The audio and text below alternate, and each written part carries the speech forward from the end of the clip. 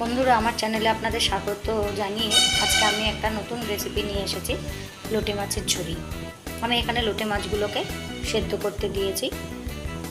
সেদ্ধ হলে ঠান্ডা করে কাঁটাগুলোকে ছাড়িয়ে নেব। অনেকে কাঁটা সমেত খায়, আমরা কাঁটা দিয়ে খাই না, কাঁটাটা ছাড়িয়ে রান্না করি। এখানে মাছটা সেদ্ধ করা হয়ে গেছে, বেশি সেদ্ধ আমি করিনি। এটা বুঝে একটু সেদ্ধ করতে হবে, অতিরিক্ত সেদ্ধ করলে কিন্তু এই মাছটা পুরো গলে যাবে। আমি এবার জল থেকে এটাকে তুলে রেখেছি, ঠান্ডা হতে দিব।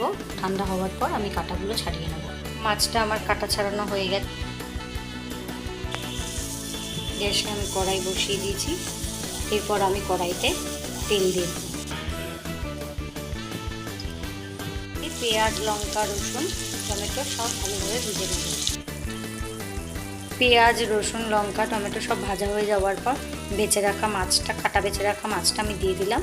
তারপর নুন হলুদ দিয়ে আমি গ্যাস একদম আস্তে করে আস্তে আস্তে এটাকে শুকিয়ে নেব, নাড়া দিয়ে দিয়ে, কারণ নইলে নিচে লেগে যাবে। দেখুন, আমার লোটে মাছের ঝুড়ো রেডি হয়ে গেছে।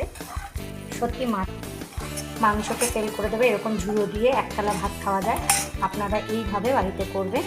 যদি এই রেসিপিটা ভালো লেগে থাকে আমার চ্যানেলটি সাবস্ক্রাইব করবেন এবং লাইক, কমেন্ট, শেয়ার করতে ভুলবেন না। ফেসবুক এবং ইনস্টাগ্রামে অবশ্যই ফলো করবেন।